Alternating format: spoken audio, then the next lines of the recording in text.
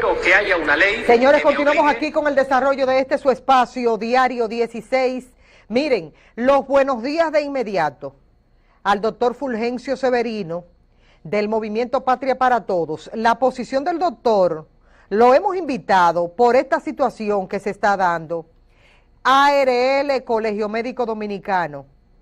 Lo vamos a desmenuzar todo y lo vamos a analizar desde las diferentes ópticas para que usted se edifique en ese orden y conteste con todo este proceso. Doctor, nuestro saludo y cariño para usted. Gracias, igual, buenos días a ti, a todos los amigos televidentes. ¿Cómo te sientes? Todo bajo control, doctor. Bueno, hay en que la estar lucha bien. constante. Tú sabes que yo alguna vez amanezco por estar mal para ver cómo que uno se siente. Doctor, no me hagas reír. Nosotros estamos bien, doctor. No nos podemos quejar ante Jesucristo porque después nos remenea la mata. Sí. Doctor, quiero iniciar por esta parte para que usted nos aclare. Las ARS, ¿cuál es el real problema que hay? ¿Por qué los médicos se quejan de realmente lo que le paga una ARS por el servicio, por cada paciente que ustedes puedan ver? Bueno, primero aclarar un poco cuál es el campo de debate que hay. Sí. El primer elemento, tal como tú señalas, es el tema de las tarifas que se pagan. El segundo elemento es que una gran cantidad de médicos que hacen especialidades aquí fuera del país compran los derechos, porque no es que compran consultorios, sino los derechos a estar en una clínica, y las ARS le niegan el código y por lo tanto no pueden recibir pacientes de estas entidades intermediarias.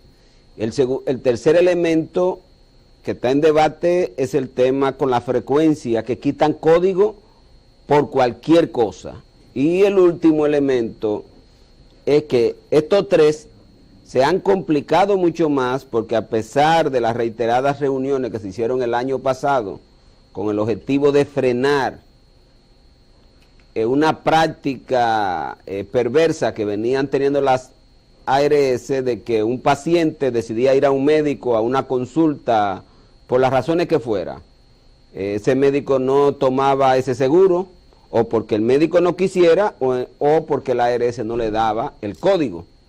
Y entonces la ARS venían no reconociéndole esas indicaciones, ni de medicamentos, ni tampoco de procedimientos. De lo que se le entregaba a los pacientes. De lo que se le indicaba al paciente, y esto se ha complicado de tal manera que ya es generalizada. Es decir, estos cuatro elementos han venido a complicar, y de una u otra manera te lo voy a explicar uno a uno a ti, a los amigos televidentes.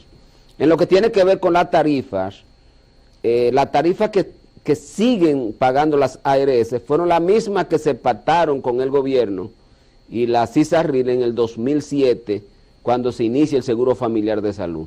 Estamos hablando 11 años después. Es decir, es como si no hubiese habido inflación durante todo ese periodo. Ahora, ¿qué ha hecho el Consejo con la ARS?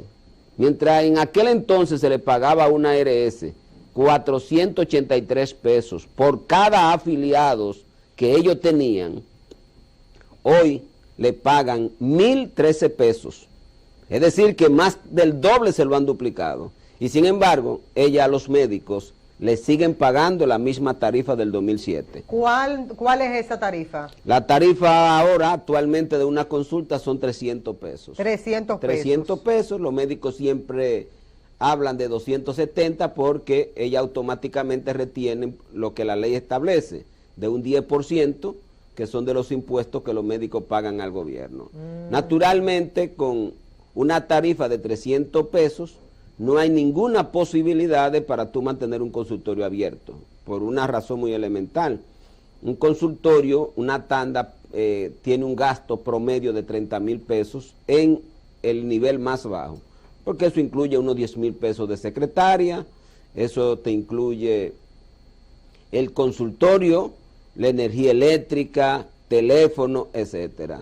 Para tú reunir ¿Y si ustedes están dentro de una clínica? Eso es de una clínica, tú tienes que pagar un consultorio. Aparte de tú tener que comprar un derecho a estar en la clínica, que en este momento andan... Porque hay algunos médicos que adquieren el consultorio. Eso aquí es muy pocos. ¿Es muy pocos? Muy poco. Aquí la mayoría de las clínicas y de los centros lo que hacen es que te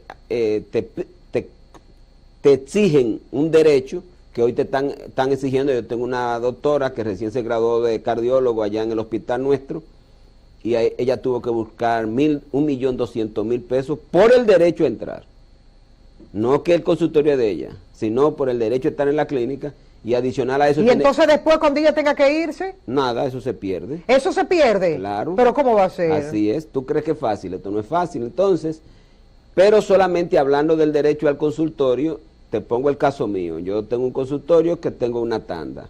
Ese consultorio tiene un gasto administrativo de 30.000 pesos todos los meses. Entonces, si usted tiene una tanda ahí en ese consultorio, después llega otro médico y ocupa el mismo otro consultorio. médico que tiene otra tanda. Igual el ejemplo que... Es decir, que usted no puede dejar nada suyo personal ahí porque lo usan más personas ahí. Sí, no, siempre se comparte, no importa. Siempre se comparte. Si yo, por ejemplo, en el mío que llegué primero, llegó un nuevo médico y yo no le dije a él que compre la mitad, sino que simple y llanamente él comparte muebles y ya él no lo tiene que comprar. Pero ya esas son relaciones entre nosotros los médicos que nos conocemos y no tenemos interés. Diga que un médico me dé la mitad de lo que cuesta un Después médico. Si el mobiliario se daña, entonces se lo comparten entre los dos. Lo compartimos entre los dos o uno decide que lo va a comprar. Eso no es problema porque eso no son grandes cantidades de recursos. Lo que te quiero señalar y a los amigos televidentes es que para tú, un médico tendría que hacer 1.500 pesos diarios para poder cubrir solo los 30.000 pesos del consultorio. Y esos son 5 pacientes, no 5, porque estamos hablando de 270 pesos, que es lo que finalmente el médico va a disponer. Eso aproximadamente son unos 6 pacientes, nada más para cubrir los 30.000 pesos de gasto administrativo del consultorio. ¿Ustedes mandan el cúmulo mensualmente? Mensualmente. Okay. Mensualmente. ¿Y cuánto se toma la ARS para reembolsar? Regularmente un mes. ¿Un mes más? Un mes más. Entonces, es decir, el propio consejo, encabezado por el gobierno, porque todo este entramado, el gobierno es el principal culpable, porque el gobierno es el más llamado a garantizar que los trabajadores mantengan la misma capacidad de compra. Esa es la función del gobierno. Sin embargo, el gobierno, que es el líder del consejo, porque es quien lo preside, ha venido reiteradamente aumentando la cápita, o sea, lo que le pagan a una ARS por cada afiliado y afiliadas que tiene, y sin embargo, nunca ha contemplado que esa indexación que le hacen al cápita que le dan a la ARS se le transfiera automáticamente a todos los componentes del plan básico. Sí. No me refiero solamente a los médicos. Eso también debe transferirse a la habitación, o sea, al costo de una habitación, para que el paciente tenga todos los días mayores posibilidades de acceder a una habitación mejor en la clínica. Segundo, a los medicamentos. Nunca se le ha transferido la indexación a los medicamentos, pero tú ves que en principio eran 3.000 pesos, luego hubo que aumentarle una cantidad de dinero al cápita para que se pudiera llevar a 8.000 pesos.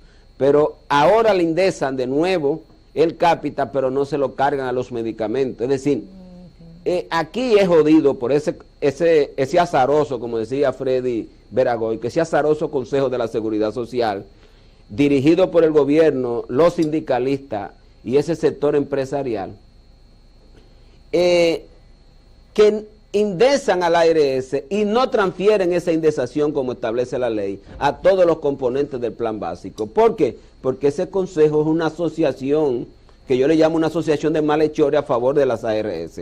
Eso en el campo de lo que tiene que ver con las tarifas, y eso está afectando naturalmente a laboratorios, a clínicas y a médicos, como primer elemento. El segundo elemento que te señalaba es el tema de los códigos. Se había llegado con una ARS porque hemos tenido muchos problemas. Por ejemplo, esa doctora, que te vuelvo a poner porque es un ejemplo muy reciente. Ella está en esa clínica, dio 1.200.000 por derecho a estar, debe pagar todos los meses su consultorio, Pero hoy en día la mayoría de los pacientes, porque estamos hablando de 4 millones de asegurados, que van a una clínica porque tienen un seguro médico. Pero ella no puede ver seguro, porque las ARS le niegan el código. Pero ¿qué pasa? Que la clínica se compromete a que... ¿Cuáles son los requisitos para que te den el código? Bueno, según la ley, que el Ministerio de Salud Pública te habilite como prestador de salud, porque tú tienes una especialidad que la clínica demandó. Me imagino que como ella tal vez se acaba de graduar, por eso no se lo dan. No tiene nada que ver. No tiene nada que ver. Ella cumple con todos sus requisitos, su graduación universitaria, todo lo que tiene que ver con la afiliación a la sociedad de cardiología, cumple todo. Ahora, ¿qué pasa con ella? La clínica la coloca en lista de llamadas. Llega un paciente a la clínica de ese seguro. Ella está de llamada, la clínica no le puede decir que solamente van a recibir aquellos que tienen seguro o que tienen código, porque de lo contrario la clínica no la puede afiliar a ella como prestador del servicio de salud y cobrarle 1.200.000 pesos si ella no tiene derecho a acceso a los pacientes que llegan vía emergencia. ¿Y qué pasa?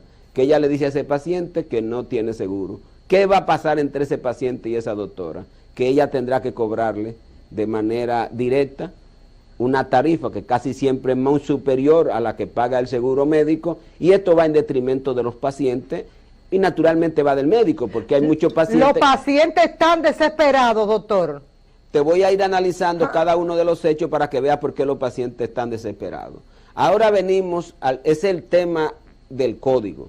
En el código te le señalaba que hay un tercer elemento, que por cualquier cosa le quitan el código a los médicos y a muchas clínicas. Y el último elemento es el tema de reconocimiento de la indicación que hace un médico a un paciente cuando ese médico no está en la lista de prestadores de esa ARS.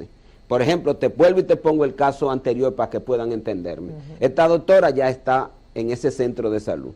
Llega un paciente que dice que va a pagar su consulta. La va a pagar. Ella le indica unos medicamentos y le indica unos laboratorios, en el caso de ella que es cardióloga, le indica un ecocardiograma, y ese paciente va ahora a la ARS y la ARS le dice, no, yo no le reconozco a usted esa indicación porque esa doctora no está en nuestra lista de prestadores. Voy más lejos. Hoy en día, si tú no tienes un seguro complementario, se están abusando tanto. Que un paciente, es paciente mío, muchos pacientes tuyos, se le acaba el tiempo en el que la ARS le concede para darle los medicamentos, pero resulta que ese paciente no tiene con qué pagar la diferencia y frecuentemente te llaman, doctor, usted me puede dejar una receta. O pacientes que son muy pobres, que por ejemplo en el caso mío, son pobres pero van al hospital a verme. Yo ando con recetario o son familiares tuyos, yo le hago una receta o le hago una indicación. ¿Y qué le dice el seguro ahora? No, yo no se la reconozco porque ese doctor no me ha notificado que usted tuvo una consulta con él. Es decir, hoy los pacientes están desesperados, los pacientes no tienen ningún tipo de escapatoria. Entonces, esta asociación de malhechores, porque así que se llama, esta DARS, una asociación de malhechores hoy, está actuando en contra de los médicos, en contra de la clínica, en contra de los laboratorios y naturalmente está actuando en contra de los pacientes. De ahí es que tú ves esta algarabía que se ha creado con una actitud de lucha y de confrontación que tiene tanto la Asociación de Clínicas Privadas, ANDECLI, como el Colegio Médico Dominicano. ¿Por qué? Como yo le pregunté al doctor Rafael Mena, ¿por qué ustedes permitieron que las cosas llegaran hasta el punto donde están?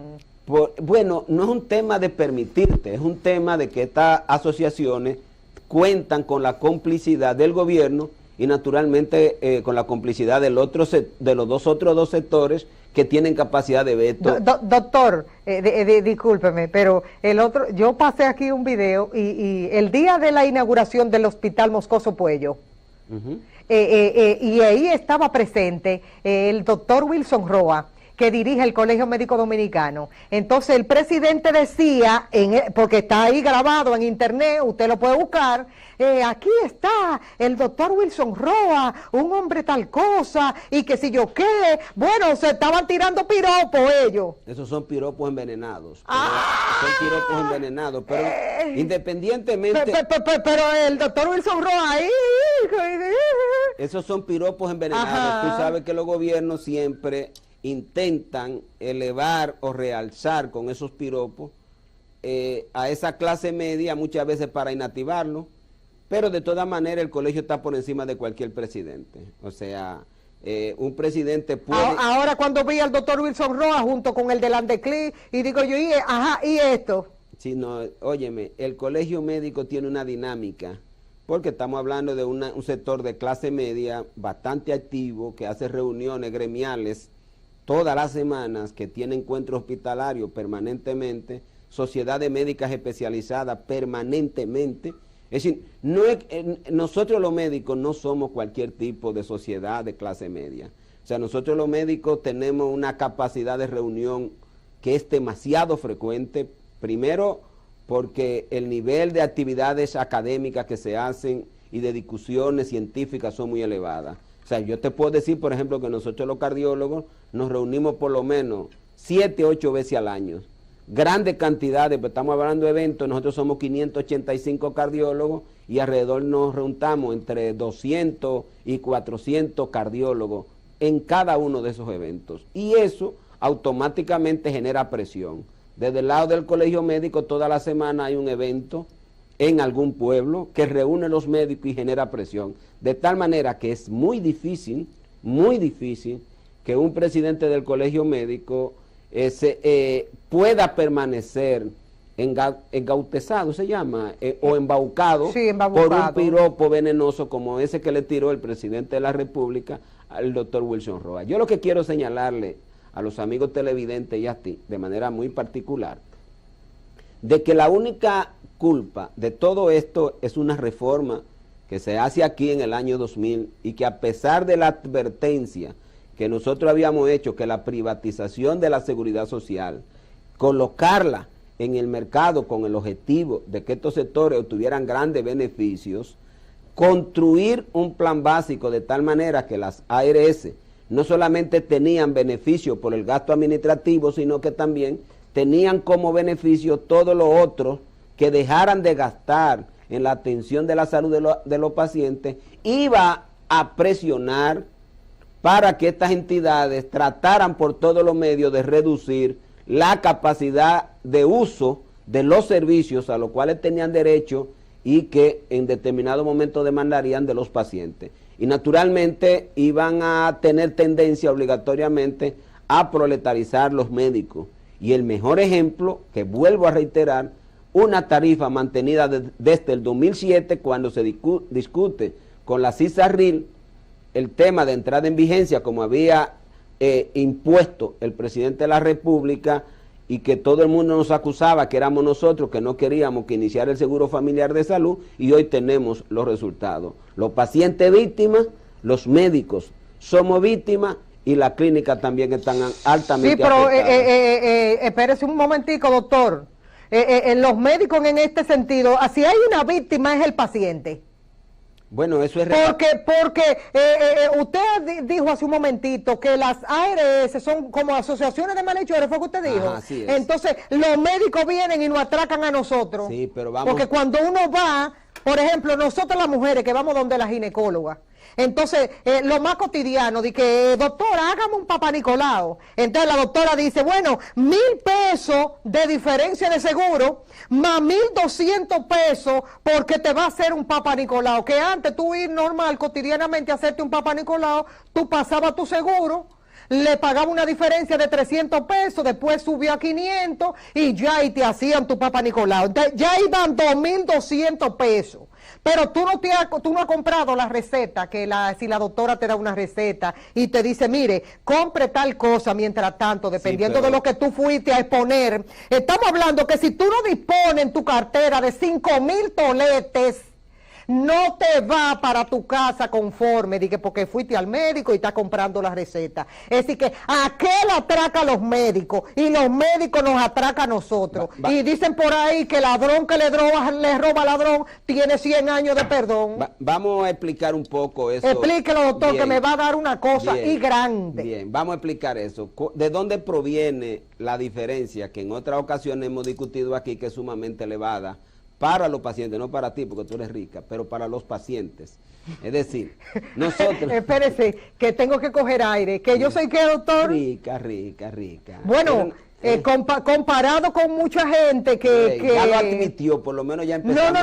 No. La gente sabe que de rica yo no tengo nada. El colorcito, lo más clarito, de que, ay, pero vamos créase eso. Vamos a explicar. Ajá, explíquelo, y vuelvo de nuevo al año 2007. En el año 2007... Y al final de esta entrevista tiene que retirar eso de lo de rico. No, porque eso no es malo. Si tú le preguntas al que te está viendo, todos quieren ser ricos. Y ahorita salen a jugar la loto. Bien, le voy a explicar. En el año 2007, ¿de dónde provienen las diferencias tan elevadas que hay aquí? En el año 2007, cuando inicia el Seguro Familiar de Salud, la superintendencia emite una resolución. Y le voy a decir por de dónde proviene la resolución. ¿Qué dice lo siguiente? Los pacientes que vayan de manera directa al especialista tendrán que pagar la diferencia que éste establezca. Bien, ¿qué buscaba esa resolución emitida por el señor Camaño? ¿Te recuerdas, Camaño, aquel superintendente? Sí. Bien, eso lo que buscaba era limitar a que los pacientes que no tuvieran capacidad para pagar esa diferencia fueran al médico. ¿Por qué? Porque estas entidades intermediarias viven de presionar a que los pacientes no usen los servicios. De eso es que viven. De ahí que ya se ha estudiado aquí en República Dominicana, yo creo que hoy debe ser más, pero hace unos 4 años que se hizo una encuesta, la hizo la DIDA, y determinó que el 20% de los pacientes en República Dominicana no iba a la consulta privada porque no tenía capacidad para pagar la diferencia y se iba a un hospital público. De ahí que tú ves que la ARS niegan la inclusión de la mayoría de los hospitales públicos en sus redes prestadores, de tal manera de que puedan seguir evitando que estos pacientes le consuman. Lo que quiero aclararle para fines de ilustración del televidente es que la diferencia es una maniobra de Camaño con el objetivo fundamentalmente de beneficiar a las ARS, porque ellos sabían que aquellos pacientes que no tuvieran capacidad para ir al médico, porque no tenían la diferencia, entonces las ARS se iban a economizar ese dinero. Cuando tú te buscas lo que publican la ARS, el último informe que ellos publican es el de 2016, te vas a dar cuenta que apenas consumen unos 5 millones de consultas al año. Estamos hablando de menos de 2 consultas por año. Cuando se le calculó en el plan básico de salud, entre la consulta de primer nivel de atención más las consultas especializadas, se había calculado casi 4 consultas por año. Esta entidad lo que han venido es presionando y han utilizado esos mecanismos. Y cuando ya hoy se dan cuenta que eso no es suficiente para obtener mayores beneficios, continúan con una política restrictiva del uso de los servicios. Porque esa política de no te acepto una receta si no me hace una consulta, no te acepto un procedimiento si no me hace una consulta, lo que pretende fundamentalmente que aquel paciente que no tenga la posibilidad de hacérsela, se tenga que ir al hospital público a darse la consulta, aún teniendo un seguro, y hacerse el procedimiento que el médico le indique. O sea, yo lo que quiero que entiendan que eso ¿qué es lo que le conviene a un médico? Que los 4 millones de afiliados puedan ir a la consulta, porque no es lo mismo si tú divides unos 5 millones de consultas que se han dado aquí en República Dominicana, tú estarías hablando aproximadamente a ponle para redondear fácilmente una 400 consultas por mes. Cuando tú divides 400 consultas por mes entre 8,000 médicos que somos, tú estás hablando en promedio a unas 5 consultas por día. Con 5 consultas diarias, y le hice ahorita el cálculo, a 270 pesos, no existe ninguna posibilidad de que tengamos un consultorio. No, yo estoy de acuerdo con usted. Yo lo que no estoy de acuerdo es que el médico, que el paciente tenga que pagar por eso. Pero vuelvo porque, por ejemplo, el paciente no tiene la culpa de que el doctor necesite dinero. Sí, pero no es que necesite, es el costo, o sea, una persona debe pagar por un servicio cualquiera el costo del servicio. Y eso es lo que debe hacer un gobierno, eso es lo que debe hacer un ministerio de trabajo. Es decir, si tú me vas a aumentar la tarifa del transporte, justifícamela. Ahora, la tarifa en una consulta tiene que ser lo siguiente: el valor, el costo del consultorio en términos administrativos, más lo que debe ganar un médico por estar sentado unas 4 horas en un consultorio privado. O sea, pónganse la bata. Pónganse la bata de médico, pónganse normal sus aparatos y todas sus cosas, dependiendo de la especialidad, y arranquen para el palacio, pero no al pueblo. No, es que tú no puedes mirar lo del pueblo, es un sistema privado que se ha impuesto desde la esfera del gobierno. La gente ya dice que me duele la cabeza, se te está explotando la cabeza y se queda en su casa, porque ¿con qué le paga la diferencia al médico? Miosotti, recuérdate, antes de empezar el seguro familiar de salud, cuando existían las igualas, en República Dominicana, un médico cobraba aquí, antes del 2007, 25 pesos, 50 pesos por una diferencia. O sea, esa diferencia la impuso el sistema. Pero el sistema se la impuso... ¿Cuál es la diferencia de cuánto? De ilimitada. No, eso lo fue aumentando el médico. No, pero te estoy diciendo, aquí tú te... Primero era 100, después 500, después 300. Aquí no. Después 500. Desde que empezó esa diferencia fue de 500 pesos. En la mayoría de los centros pequeños y de 1.000 pesos en la mayoría de los centros grandes. Ahora está generalizado eso. Es que ¿cuánto es la diferencia del doctor? 100. No, yo conozco, por ejemplo, 1.000 pesos. Yo conozco, tú vas al interior del país y en la mayoría de los pueblos del interior del país es de 500 pesos porque depende mucho. Bueno, pero eso es un pueblo allá en Cutupú. Recuérdate que yo nunca te voy a decir aquí una información porque la verdad tú no la puedes ocultar en la televisión porque la gente la vive. Así aquí en la capital la mayoría de los centros andan de 1.000 pesos hacia abajo, la mayoría de los centros. Sí, 1.000 pesos, eso es lo que yo he dicho. Hacia abajo, 1.000 pesos, pero son 1.000 pesos, doctor, para usted conversar con el especialista. Yo lo que le estoy diciendo a los pacientes y al público televidente y a ti en particular es de que esa fue una imposición de la superintendencia con el gobierno con el objetivo fundamentalmente de restringir el uso. Porque si el gobierno hubiese querido, dice, yo voy a pagar 1.000 pesos por la consulta y que el paciente pagara 200 pesos de diferencia, el gobierno pudo haber calculado al inicio del sistema esa relación. ¿Pero puede modificar la ley? La puede modificar, pero vuelvo a insistirte, entiende que en República Dominicana el gobierno es una asociación con esa asociación de malhechores. Es que no es el tema simple y llanamente el área de la salud. Es que aquí tú tienes que pagar el agua aunque no te llegue. Es que tú tienes que pagar la energía aunque no te llegue.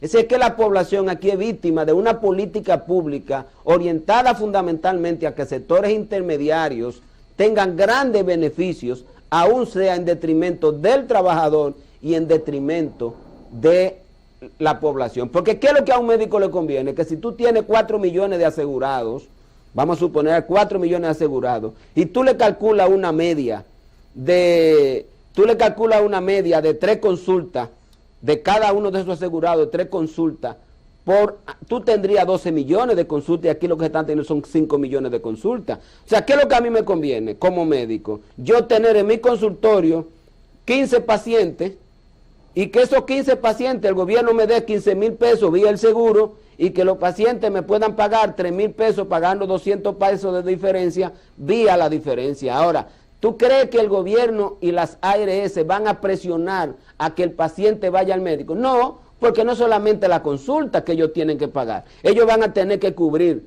los laboratorios y las recetas.